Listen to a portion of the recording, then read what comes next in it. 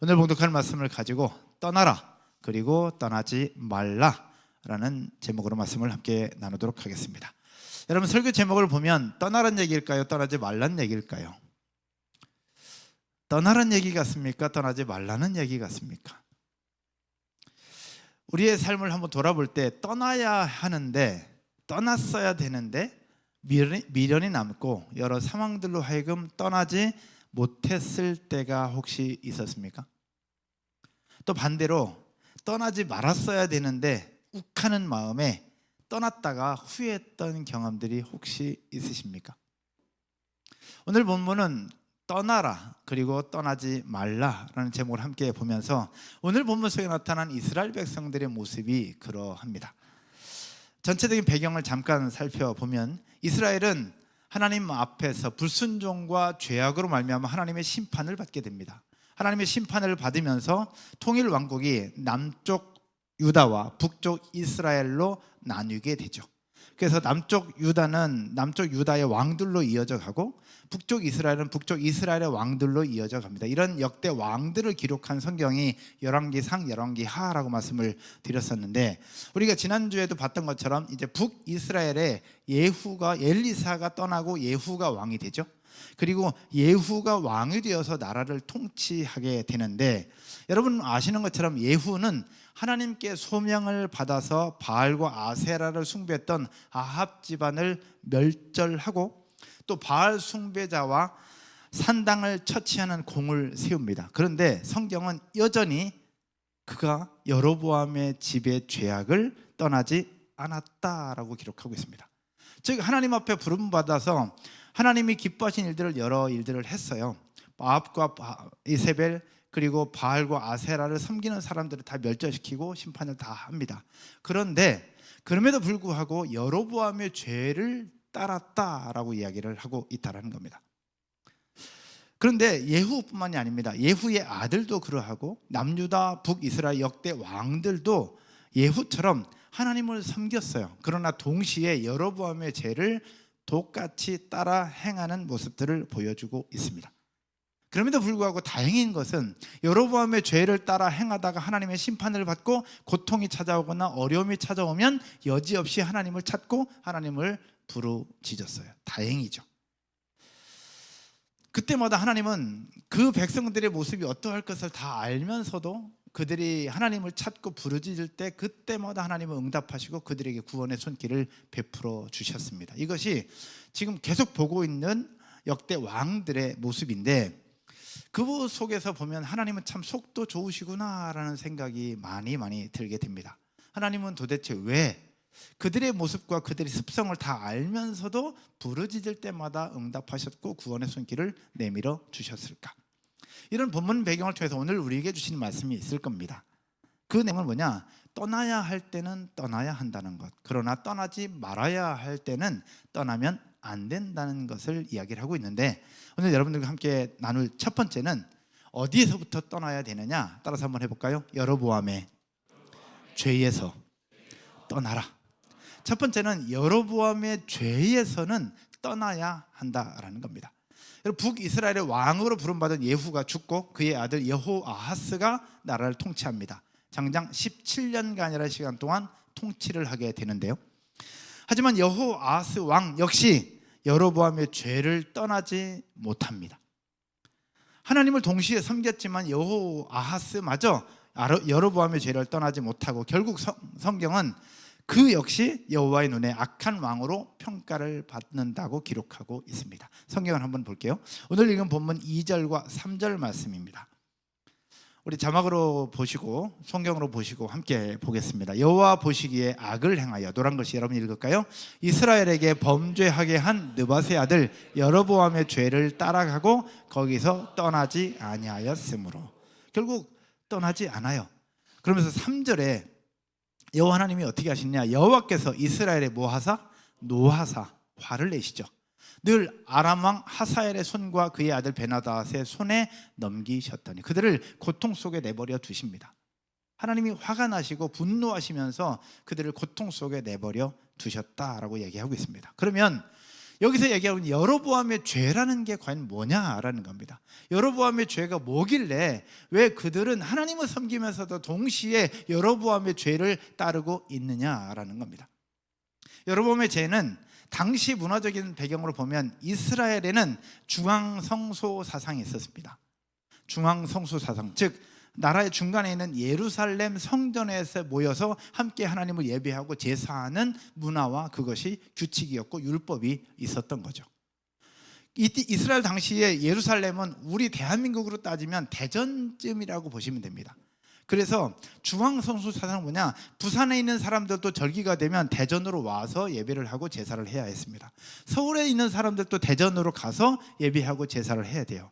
강릉 속초에 있는 사람들도 대전으로 와서 예배하고 제사를 해야 되고, 저쪽 충청남도 태안에 있는 사람들도 절기가 되면 대전으로 와서 제사하고 예배를 해야 되는 문화, 이런 율법, 이것이 바로 중앙성소 사상이었고 이것은 하나님이 주신 명령이었습니다. 그런데 이 남과 북으로 분열이 되면서 북쪽 이스라엘의 왕이 되었던 여로보암이 어떤 일을 했느냐, 여로보암이 왕이 되고 나서 보니까 백성들이 제사한다고 남쪽 나라, 남쪽 유다에 있는 예루살렘으로 다 내려가는 거예요. 근데 남쪽 나라 유다의 예루살렘은 북쪽 이스라엘보다 훨씬 더 문화, 경제, 환경 모든 것들이 다 좋아요. 그러다 보니까 북쪽 이스라엘의 왕이었던 자신의 백성들이 남쪽 나라 유다를 갔다 오면, 예루살렘에 갔다 오면 자꾸 마음을 빼앗기는 거야. 그리고 자신의 왕권이 흔들린다고 생각을 하고 있는 거죠.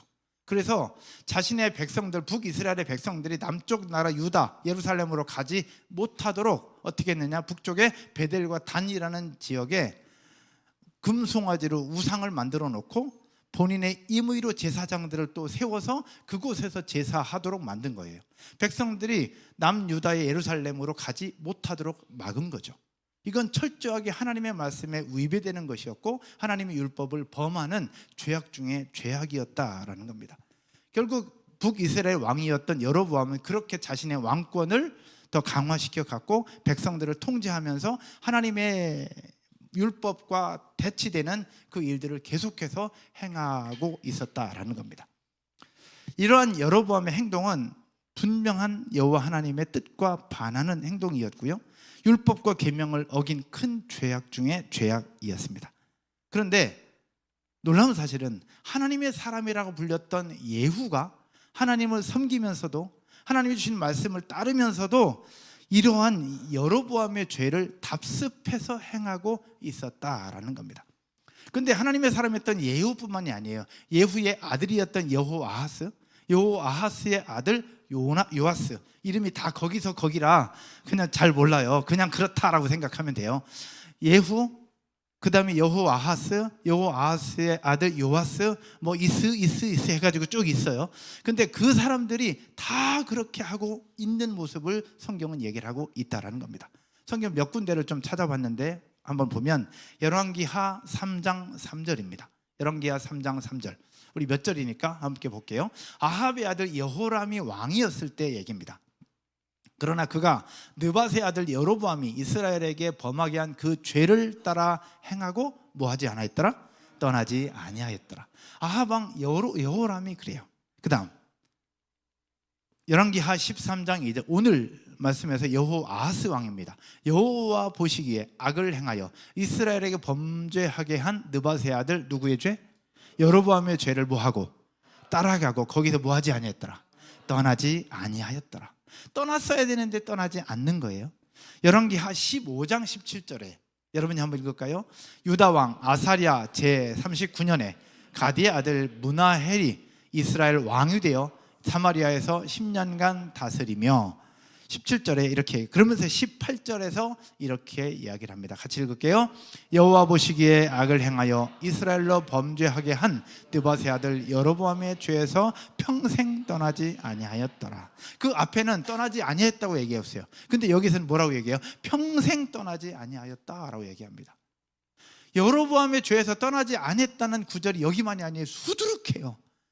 역대 왕들의 모습 속에서 여로보암의 죄에서 떠나지 아니하였더라, 평생 떠나지 아니하였더라, 따랐더라, 이게 계속해서 나온다는 겁니다.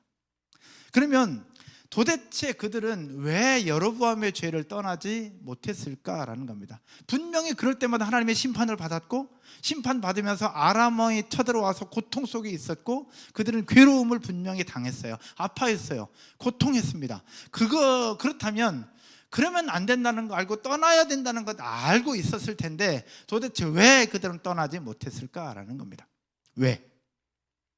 하나님을 섬긴다고 하면서 왜 도대체 여로보암의 죄를 똑같이 답습하고 있었느냐라는 겁니다. 정답은요, 따라서 한번 해볼까요? 가장 쉽기 때문이다. 가장 쉽기 때문이었어요. 가장 편리했고요, 자신의 욕망을 채우기에 딱이었습니다. 쉽게 얘기하면 부산의 사람들이 대전으로 와서 제사하고 예배해야 되는데 부산이나 대구 근처에다가 산당 하나 만들어 놓고 거기서 잠깐 예배 드리고 그냥 부산으로 간 거예요. 해운대변에다가 하나 만들어 놓고 그냥 간 거죠. 서울에 있는 사람들이 대전으로 가야 되는데 대전으로 안 가고 서울 근교에 강남이나 강북이나 강서나 그쪽에다가 하나 있는데 그 편한 그곳에 거기 잠깐 와서 예배 드리고 그냥 자기의 모습을 살았던 겁니다. 얼마 전에 여러분도 알고 기도해 주셨던 것처럼 제 아내가 수술을 했어요. 근데 안산의 병원 두 군데에서는 빨리 수술하라고 얘기를 했어요. 하지만 아주대에서는 없는 것보다 있는 게 나니 그래도 하는 데까지 해보자 라고 얘기하면서 수술이 아니라 약물로 치료할 수 있는 방법을 이야기를 하고 3개월이라는 시간을 더 이야기를 하셨어요. 그래서 그 얘기를 들으면서 제가 의사 선생님에게 물었습니다. 제가 선생님 말씀에 순종하고 그렇게 하겠습니다. 그런데 질문이 있습니다. 제가 질문한다고 그러니까 제 아내는 옆에서 질문하지 말라고 막 이렇게 하는데 질문이 있으면 전 궁금했거든요. 선생님, 다른 병원에서는 왜 약이 아니라 수술하라고 권하는데 선생님은 왜 수술이 아니라 약을 권하십니까? 라고 제가 여쭤봤어요.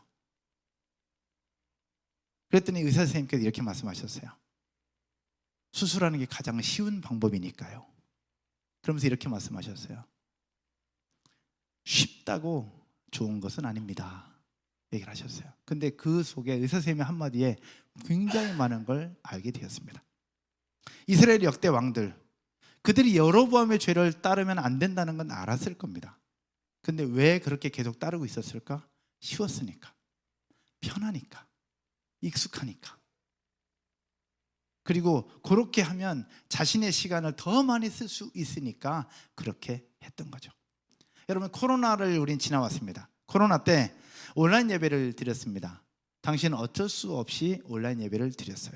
그것이 최선이었습니다. 그것이 하나님을 예배하는 최선이었고 그것밖에 방법이 없었습니다. 모일 수가 없었으니까. 그런데 시간이 지나면서 다 회복이 됐어요. 다 회복이 됐는데 그럼에도 불구하고 온라인 예배를 드리고 있다면 이것이 무엇일까?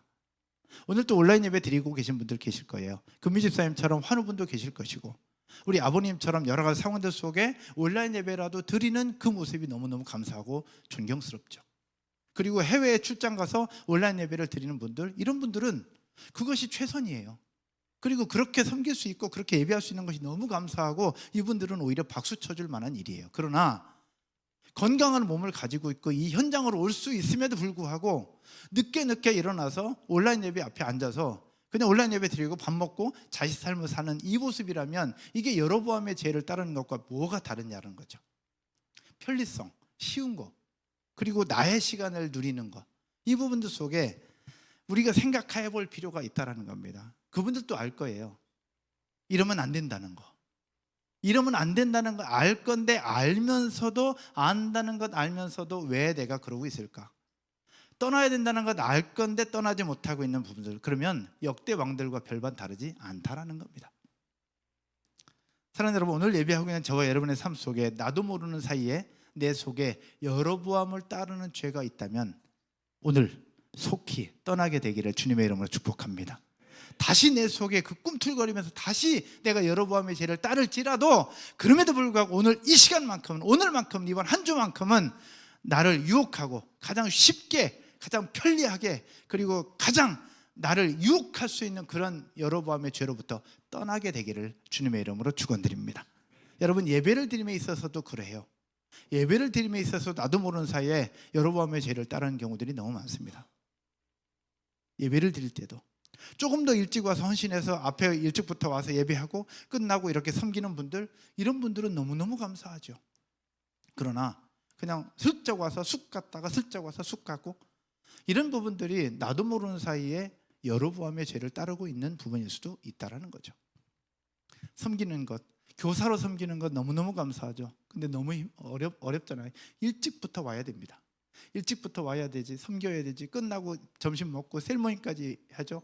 아침 8시 반에 출발해서 오면 끝나고 나면 오후 4시예요.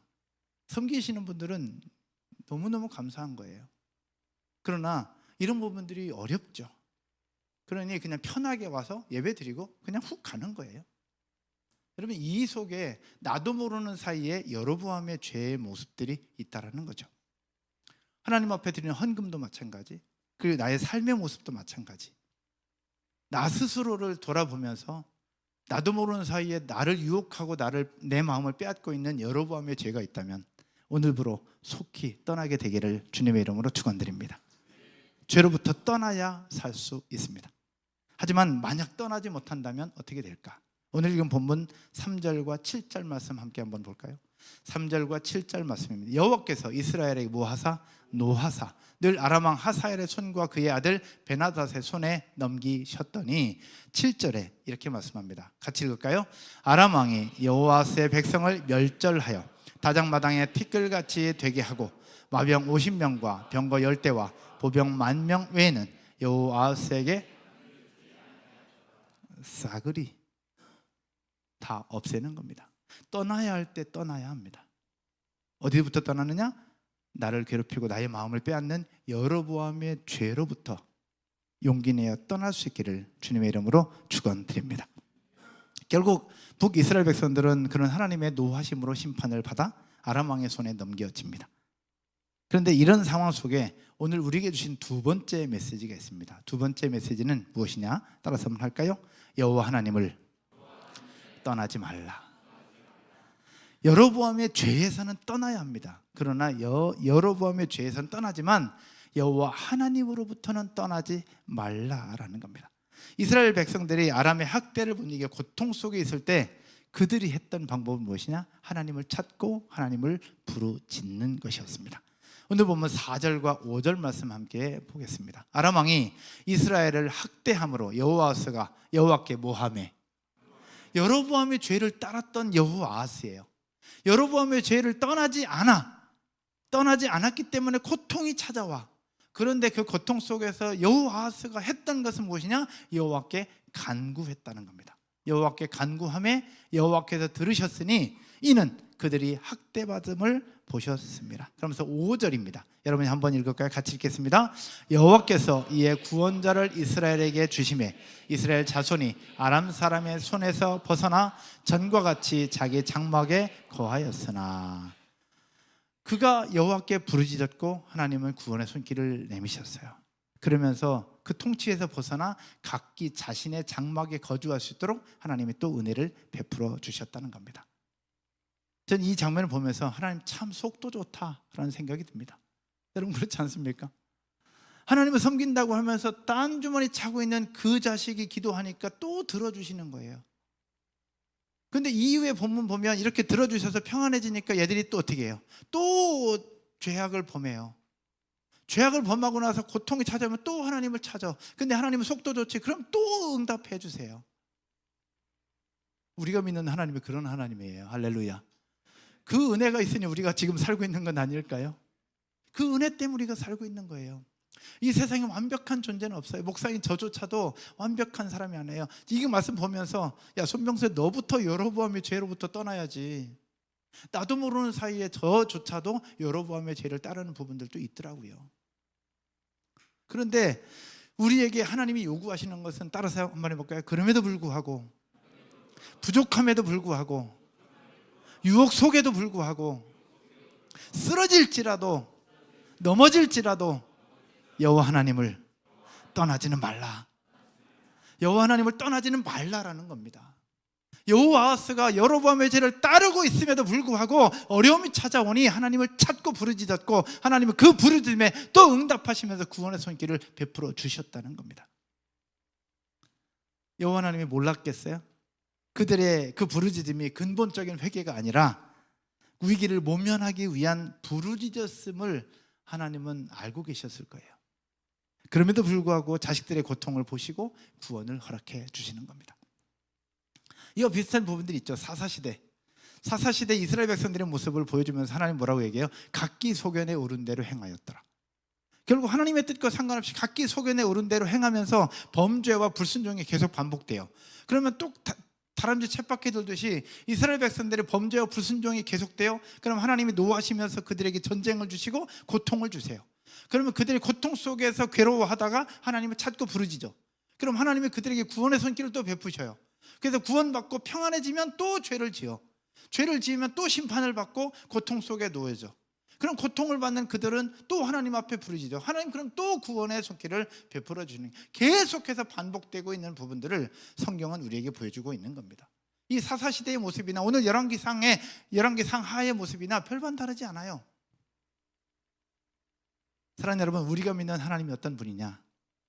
그럼에도 불구하고 우리를 들으시고 우리를 포기하지 않으시는 분이 우리의 하나님이심을 기억하기를 주님의 이름으로 축복합니다.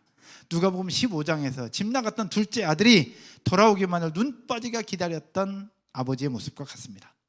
우리가 하나님을 찾기로 마음만 먹어도, 하나님을 부르짖기로 마음만 먹어도, 하나님께 돌아오기로 마음만 먹어도 하나님의 문 앞에서 대기하며 우리가 하나님을 찾기를, 부르짖기를 기다리고 계시는 분이 우리의 하나님이심을 고백하는 저 여러분 모두가 되기를 주님의 이름으로 축원드립니다. 그래서 때로는 우리의 삶 속에 여러분의 죄를 따르는 범죄가 있을지라도 그럼에도 불구하고 여전히 하나님을 찾고 하나님을 부르짖고 하나님 앞에 꼭 붙어서 하나님을 떠나지 않는 저와 여러분 모두가 되기를 주님의 이름으로 축복합니다. 부족함이 있어요. 연약함이 있어요. 쓰러짐이 있어요. 넘어질 수 있어요. 그럼에도 불구하고 하나님을 찾는 게 중요한 거예요. 성경을 한번 볼까요? 마태복음 12장입니다. 마태복음 12장 20절에 하나님이 어떤 분인가 같이 한번 읽을까요? 상한 갈대를 꺾지 아니하며 꺼져가는 심지를 끄지 아니하기를 심판하여 이길 때까지 하리니. 아멘. 이 말씀 속에 저는 엄청난 위로와 힘을 얻게 됩니다. 하나님이 어떤 분이냐? 여러분, 상한 갈대를 꺾지 아니한대요. 상한 갈대는 갈대가 상에서 이미 다 꺾어져 있어요. 이렇게 떨어지기 직전입니다. 그러나 하나님은 떨어지기 직전인 그 상한 갈대마저 하나님 꺾지 않으세요. 끝까지 붙어 있을 수 있도록 잡고 계시는 분이 우리 하나님이십니다. 할렐루야. 여러분, 심지에 불이 있는데 불이 꺼져가고 있어요. 세상은 꺼져가는 심지 훅 불어서 다 꺼버리고 새로운 심지를 태우려고 하지만 하나님은 그런 분이 아니에요. 꺼져가는 심지지만 하나님 그 꺼져가는 심지조차도 끄지 않으세요. 기다리시고 다시 살아날 수 있도록 또 기다리시고 또 기다리시는 하나님, 그 하나님이 우리의 하나님인 줄로 믿으시기를 주님의 이름으로 축복합니다. 어제 6층에 어와나가 있어서 어와나 모임하면서 왔다 갔다 하는데 로비에 화분이 하나 딱 보였어요. 유치부로 들어가는 탕비실 입구에 있는 화분입니다. 2015년도 7월달 더 행복한 교회를 시작할 시점에 김민중 목사님 이름으로 교회에 도착했던 화분입니다. 그 화분이 점점 자라다가 시들었어요. 그래서 붙잡고 기도했더니 다시 살아났어요. 그래서 한참 살다가 또 시들 했어요. 그래서 물을 주면서 또 붙잡고 또 기도했어요. 근데 안 살아나더라고. 죽었나 싶어서 밖에 내놨어요. 근데 햇빛을 받고 비를 맞고 그러더니 다시 스멀스멀 살아나기 시작해가지고 지금은 이파리가 무성하게 났어요. 어제 앞에 앉아있는 다른 집사님하고 얘기하면서 저 화분이 김민중 목사님으로 왔던 저 화분이라고요. 근데 그 말씀, 그게 생각이 나더라고. 우리 하나님이 어떤 하나님이냐? 상한 갈대도 꺾지 아니하시고 꺼져가는 심지도 끄지 아니하시는 그 하나님, 그 하나님의 은혜가 있기에 우리가 지금도 존재하고 있는 것 아닐까? 여러분, 그 하나님은 떠나지 마시기를 주님의 이름으로 축복합니다. 나는 참 포도나무여 너희는 가지라. 포도나무 되시는 우리 주 예수 그리스도, 그분에게 붙어 있어야 됩니다. 때로는 말을 안 듣고 때로 내 맘대로 여로보암의 죄를 따를 수 있지만 그럼에도 불구하고 그 하나님은 떠나지 않으시기를 주님의 이름으로 축복합니다. 말씀의 결론을 맺으면서요, 예후, 그리고 그의 아들 여호아하스, 그리고 그의 아들 요아스. 우리로 생각하면 할아버지입니다. 할아버지, 그리고 그의 아들 아버지, 그리고 그의 아들 손자, 이렇게 3대의 모습입니다. 그런데 이 셋 다 안타까운 것은 여로보암의 죄를 떠나지 않았다라고 기록하고 있습니다. 예후도, 여호아하스도, 그리고 그의 아들 요아스까지. 여러분들 알다시피 예후는 엘리야 선지자를 통해서 기름 부음 받은 하나님의 사람이었습니다. 하나님의 사람. 그리고 초창기에 바알과 아세라를 섬기던 아합 가문을 처치하면서 그들을 멸절시키고 하나님 말씀에 순종했던 하나님의 사람 중에 하나님의 사람이었습니다.